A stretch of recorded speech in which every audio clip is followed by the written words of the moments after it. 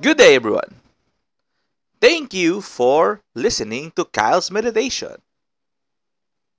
Here is another episode about uranology. So, segue muna sabi ni Lord, no? So, ibang topic naman tayo about uranology. So, we are discussing the flow of whatever is bound on earth shall be bound in heaven. Today, ay may isisingit si Lord na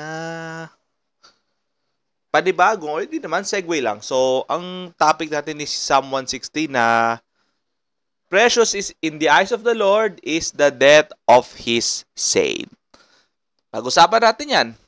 From the origin to the end of a life of a person that is precious in the eyes of the Lord. And what is the relationship between the life cycles of a person and uranology? Tayo magdasal na. Father God, nagpapasalamat ako sa panahon na ibinigay niyo po sa amin, Panginoon. Nagpapasalamat ako sa inyong kabutihan. Nagpapasalamat ako sa inyong kaluwalhatian, Panginoon, na ikaw ang may kontrol sa lahat ng mga bagay-bagay.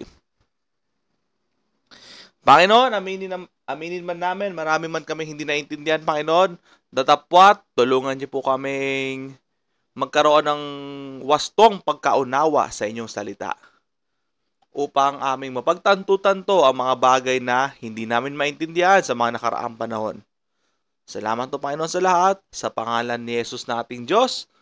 Amen. Okay, so discuss natin itong Psalm 116.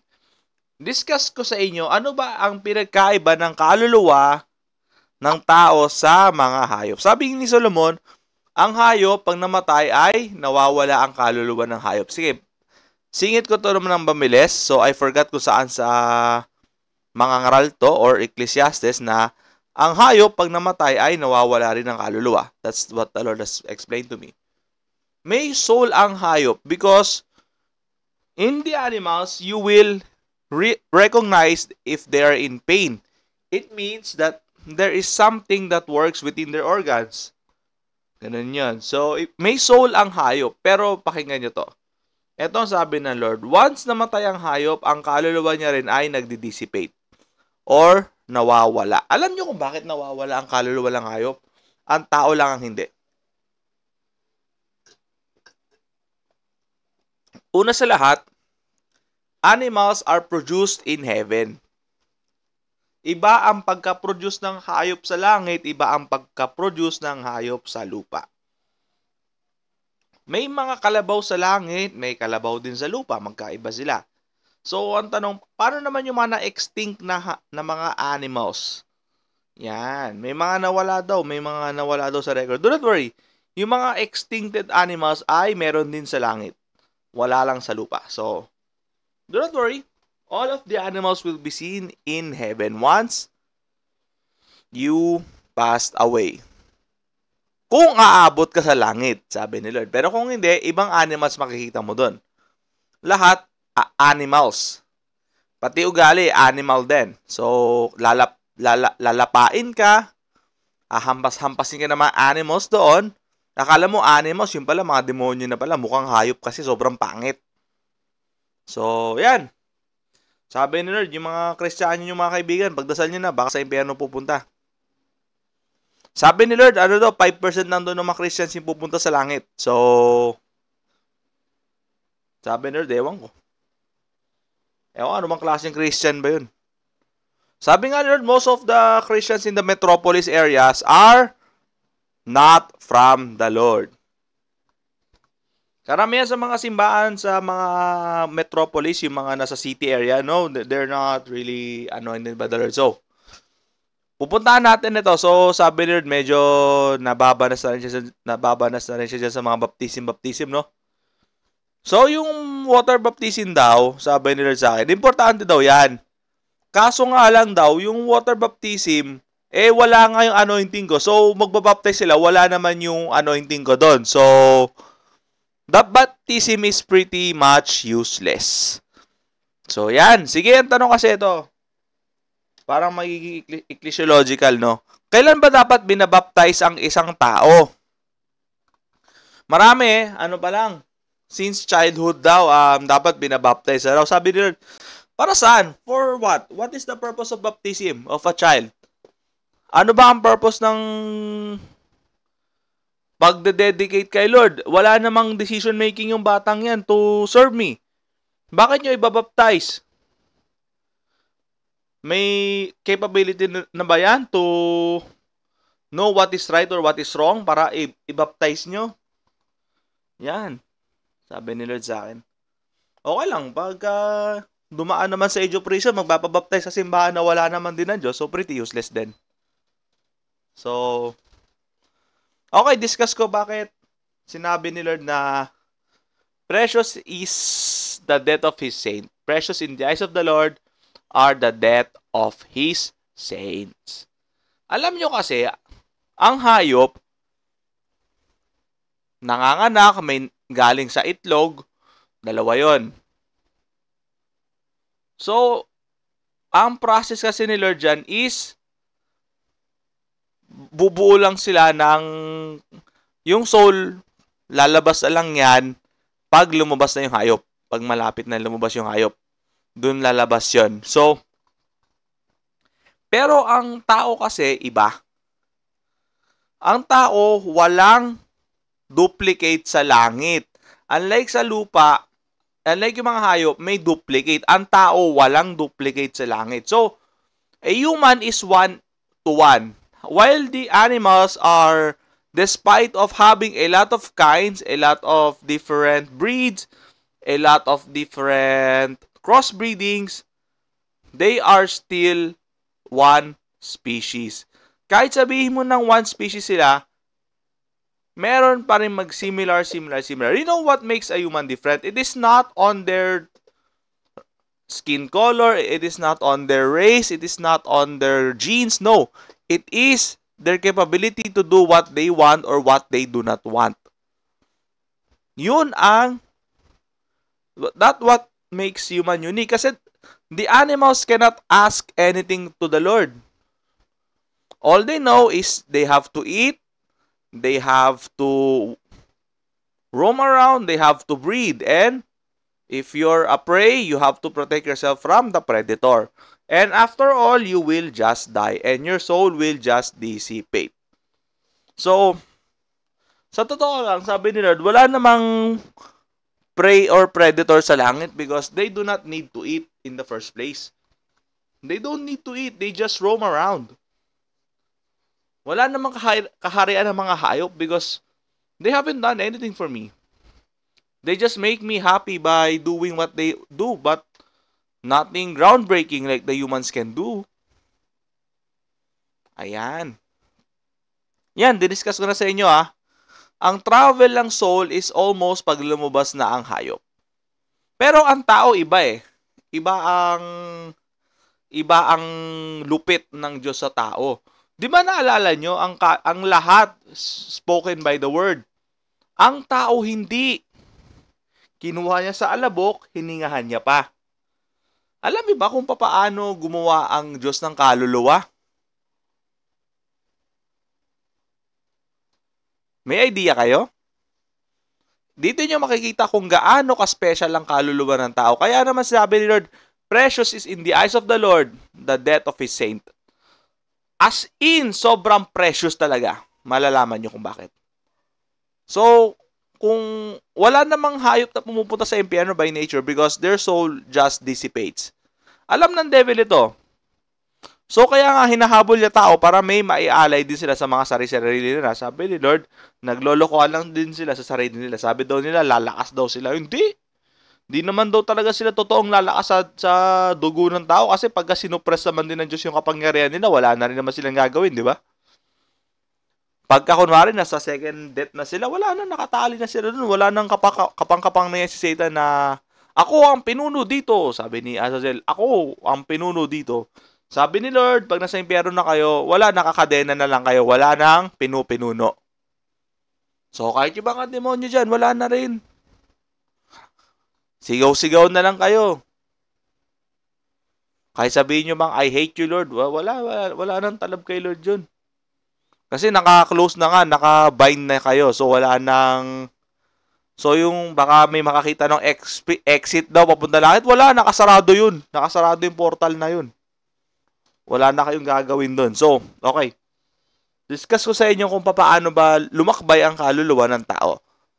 Sige, linawin ko, ang sexual reproduction ay nasa lupa, nasa first heaven. Tingnan mo, ang kaluluwa ng tao sa lahat dumadaan.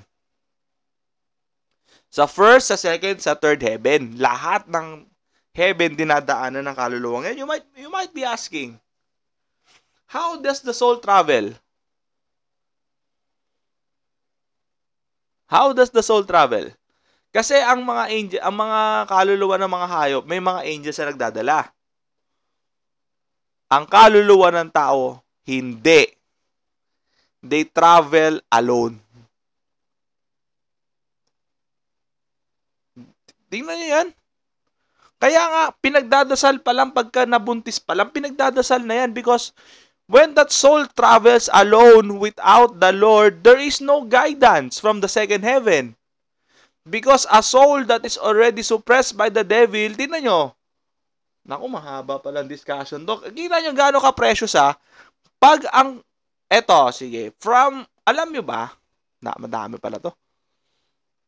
From the day that you will have sex sa asawa mo, pinagdadasal na yan kung yung is this going to be for a reproduction? Kasi hindi daw lahat ng sexual sessions daw magiging successful. Hindi daw lahat. So, kaya nga may nababaog, may baog. So, hindi lahat ng sexual session successful. But then, this is where you know that a life of a person comes from the Lord, not from the animals. It is sabi ni Lord, dapat pala lahat ng nagsesex, successful na nabubuntis. Hindi. Let's exclude na yung mga may condom, yung mga nagpa-tubal ligation, yung mga nagpa-vasectomy. Yung talagang natural sex lang, hindi lahat na nasa natural sex successful ang process. Hindi lahat.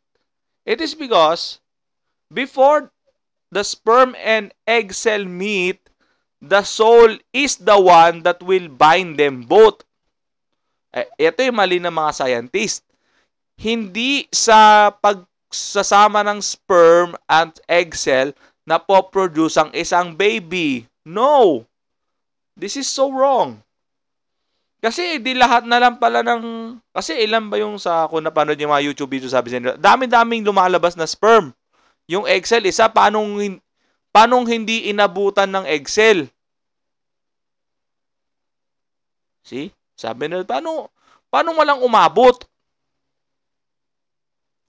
Dito na tayo papasok sa kaluluwa. Di ba, ang process pa rin kasi ni Lord yan is from His breath comes life. So, kada kaluluwa may basbas ng Diyos. Hinihingahan niya yan, ina-anoint ng Diyos yan. Ang kaluluwa ng hayop, wala. He is just saying it, more animals, more animals. Ganun lang, sinasabi na ng Diyos. Pero ang kaluluwa ng tao, ina-anoint muna ng Diyos. It comes from the breath of the Lord. So, it fulfills the scriptures that man is the image of God. Hindi lang siya ginagawa one time, it is made all the time. So you might be asking, paano naman ang dami-dami nagsesex sa mundo? Paano malalaman ng Diyos kung sino yung mabubuntis? Kita mo na See? Do you see how precious a soul is? Ang dami-daming nagsesex, pero at somehow, nagagawa pa rin ng Diyos kung sino yung mabubuntis, sino yung hindi. Bakit may mga hindi kinakasalan na bubuntis? Di ba sabi mo nga, sagrado ang kasal, dapat nagsasex yung hindi kasal, hindi dapat binibigyan ng sanggol. Bakit binibigyan ng sanggol yung hindi kasal? Yan, daming tanong, di ba? Look on how precious the Lord is. Sabi ni Lord sa akin, having sex as a pleasure is a right. Sabi ni Lord, karapatan mo yon. Bakit? Teka muna. Di ba ang sex para sa kasal lang? Di ba sinasabi mo karapatan mo? Ikaw ba? Sumusunod ka ba sa akin? So, kahit sabihin kong bawal makipag-sex, kahit Bawal makipag-sex pag hindi mag-asawa. Sabi nila, dami daw Kristiyano nakikipag-sex daw nang hindi kasal daw eh. So, kahit anong sabihin ko, wala talaga. Kung tutuloy yung tao, ano magagawa ko? Kasi, kung sinupress ko yan, di sasabihin ni Satan, wala naman palang free will yung tao, hindi mo naman hinahayaan yung decision. Kita mo na.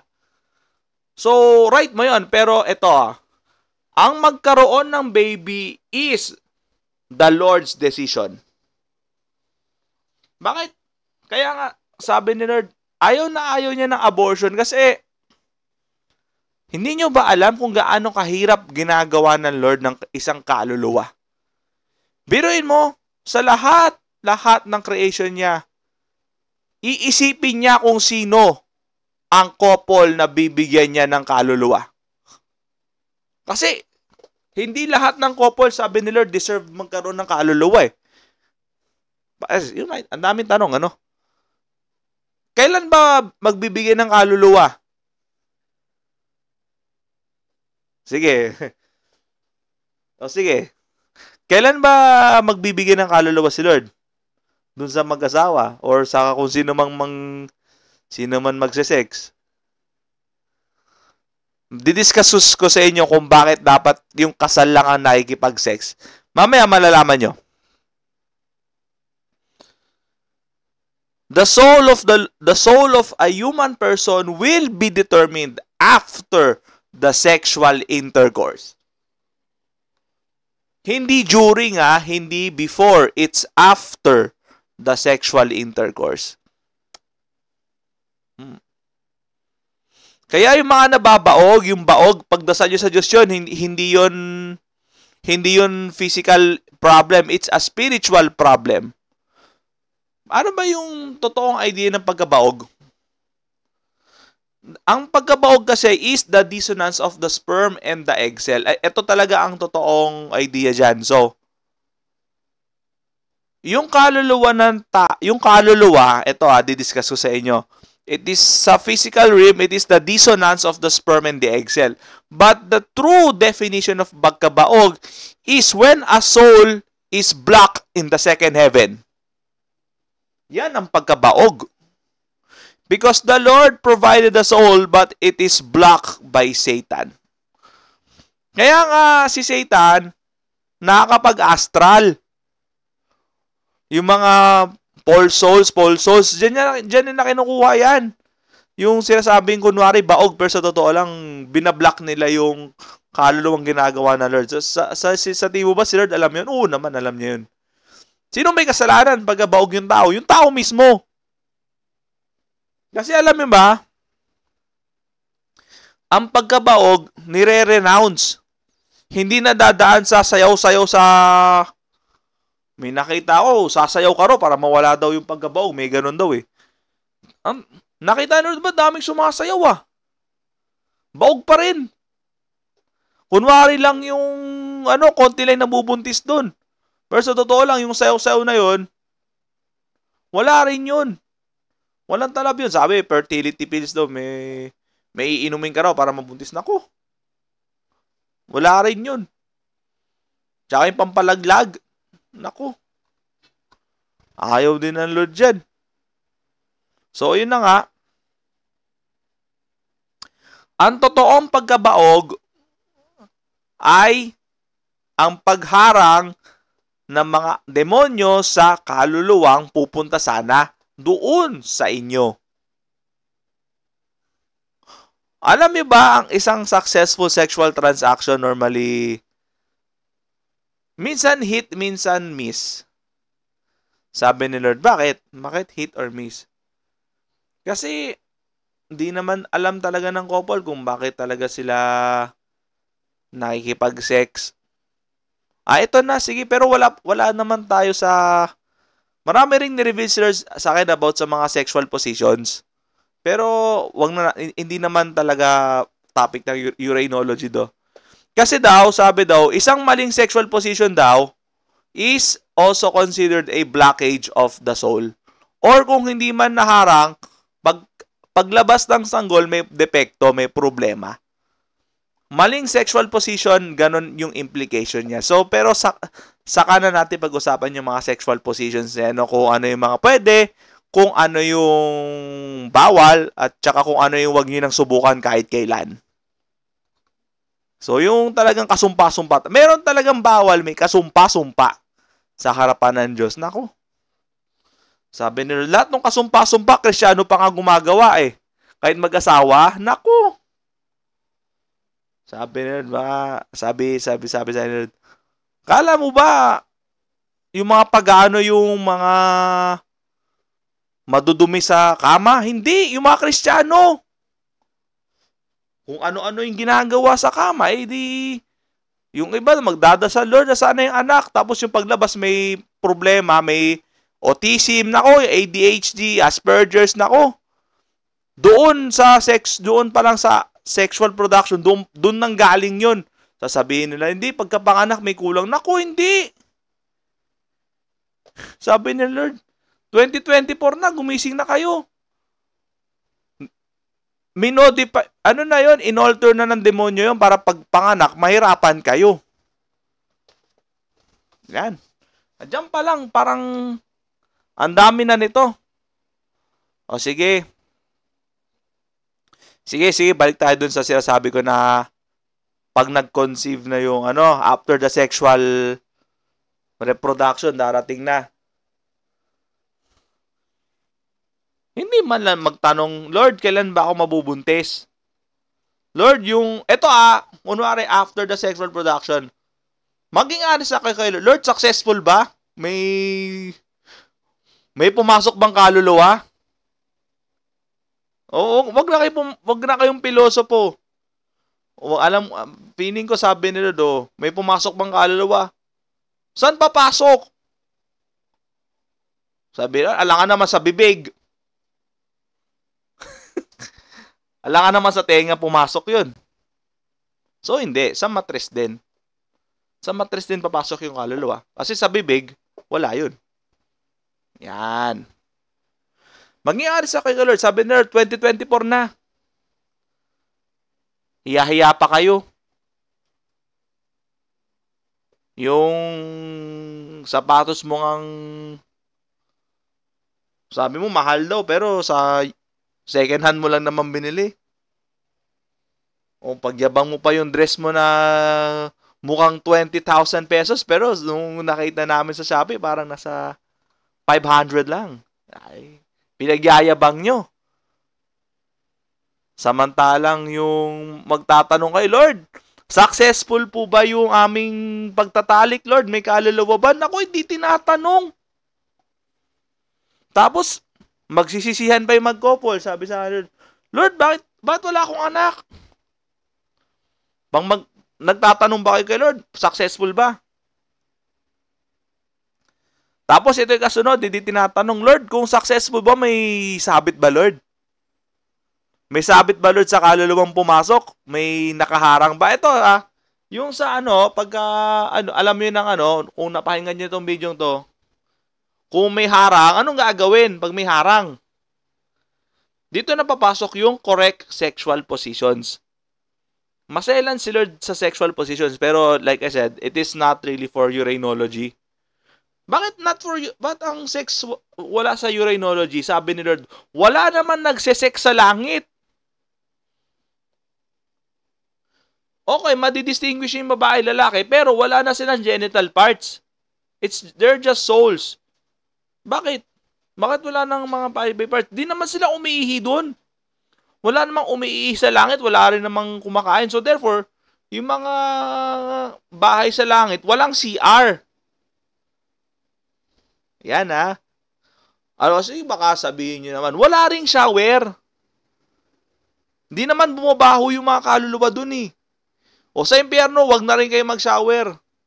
Papaliguan na lang kayo ng asupre dun. Yan, sa mga ingat-ingat kayo, sabi rin, mga 5% lang doon mga Kristiyano pupunta sa langit. Anong gusto nyo? Walang ligo-ligo sa langit o araw-araw kayo pinapaliguan ng asupre sa impyerno? Pili kayo. Kasi sa langit, wala doon naliligo eh. Hindi na raw kailangan, hindi na raw bumabaho, sabi ni Lord. Sabi ni Lord, naku, karami sa mga Kristiyano ito, ayaw ni Lord Yung mga nagpapabango, yung super tapang, magpabango, nako. Sabi ni Lord, anong purpose yun dyan? Eto sabi ni Lord, yung mga sikat na pabango daw, may ano daw yun. May anointing daw ni Azazel yun, kaya patok na patok. Ginagamit ito sabi, pero hindi talaga to for our urology. Kasi yung ibang pabango daw, it's meant for seducing. Talaga.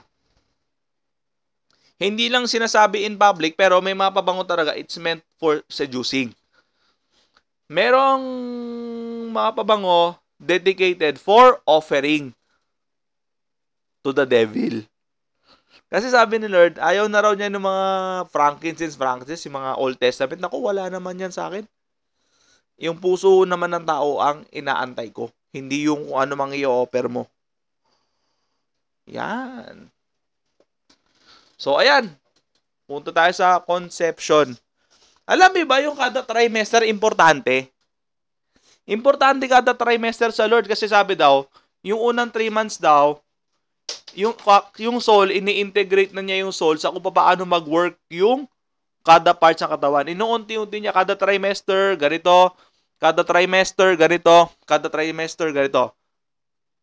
The first 6 months is meant for the macro, yung how the arms work, how the eyes, yan, wino-workout na yan ng soul. Kasi the soul does not feel pain in the soul form. Makakaramdam ng pain ang soul pag nasa human form siya.